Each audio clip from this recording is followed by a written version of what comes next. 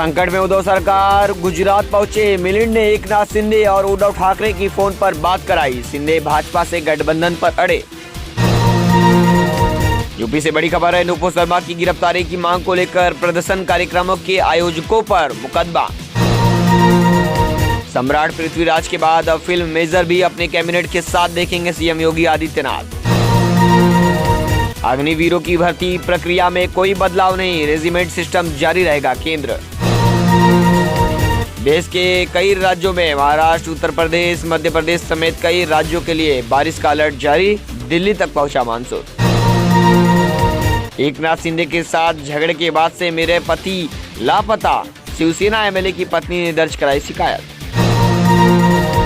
पैगंबर मामला, थाने पुलिस ने नवीन जिंदल को तलब किया। पूर्व भाजपा नेता नवीन जिंदल के लिए नई मुसीबत खड़ी होती दिख रही है।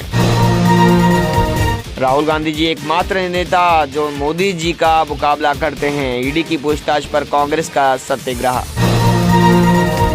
केंद्र पर बरसे सीएम गहलोत, कहा मोदी है तो देश में जुर्म, अत्याचार, अन्याय सब मुमकिन। लहर रही ललकार, अब की बार फडणवीस सरकार। मिठाई खिलाने के लिए महाराष्ट्र से निकले पूर्व सीएम देवेंद्र फडणवीस। दिल्ली में लगे पोस्टर, पुराना वीडियो भी हुआ वायरल।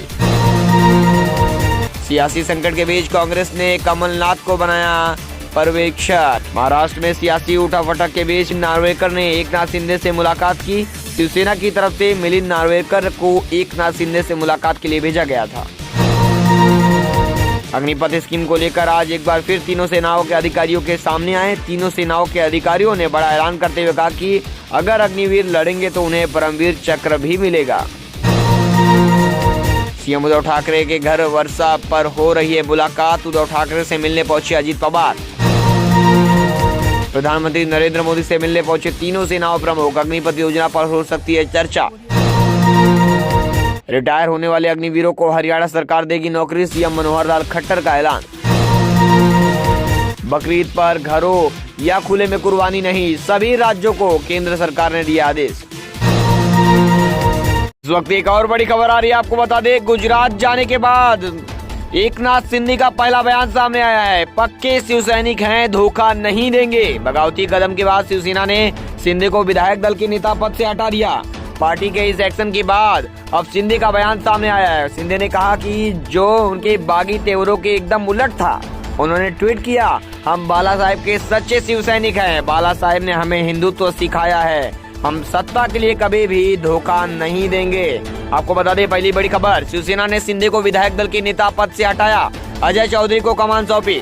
दूसरी बड़ी खबर, शिवसेना के विधायकों ने सेना भवन के सामने शक्ति प्रदर्शन। राज्य के कई हिस्सों से आए विधायक। इस तरह भाजपा ने कहा कि एकनाथ शिंदे ने सरकार को लेकर कोई प्रपोजल नहीं भेजा है और न ही हमने ऐसा कोई प्रस्ताव उन्हें भेजा है। चौथी बड़ी खबर है, अजित पवार और उद्धव ठाकरे के बीच मीटिंग। क्या बातचीत हुई अभी सामने नहीं आया है। लगातार महाराष्ट्र में सियासी उठापटक देखते रहिए हमारे साथ लगातार मेट्रो सिटी समाचार पर।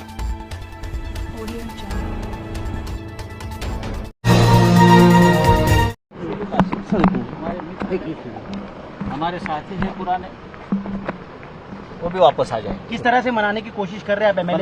मनाने की देखिए, मैं एकनाथ शिंदे जी को पहचानता हूँ।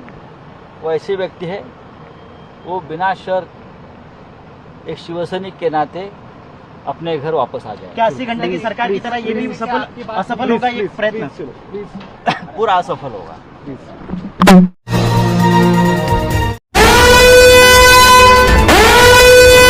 इस वक्त एक बड़ी खबर आपको बता दें, महाराष्ट्र की राजनीति में एक फिर उथल पुथल की खबरें सामने आ रही है और इस उथल पुथल में फिर से सरकार पर संकट बढ़ता जा रहा है। दरअसल हुआ क्या है कि शिवसेना के कद्दावर नेता और मुख्यमंत्री उद्धव ठाकरे की सरकार में कैबिनेट मंत्री एकनाथ शिंदे 17 विधायकों के साथ गुजरात के होटल में ठहरे हैं। एकनाथ शिंदे के इस कदम के बाद से कयासों का बाजार फिर से गर्म हो गया है और माना जा रहा है कि शिंदे ठाकरे सरकार के खिलाफ बड़ा गेम कर सकते हैं। साथ ही खबर ये भी है कि और विधायक भी उनके पास पहुंच सकते हैं। ऐसे में सवाल है कि आखिर एकनाथ शिंदे कौन है जो उद्धव ठाकरे सरकार के लिए अभी टेंशन बने हुए हैं। साथ ही एक सवाल ये भी है कि क्या एकनाथ शिंदे अगर चाहें तो उद्धव ठाकरे सरकार पर कितना असर डाल सकते हैं और खेला करने के लिए उनके पास पर्याप्त नंबर है।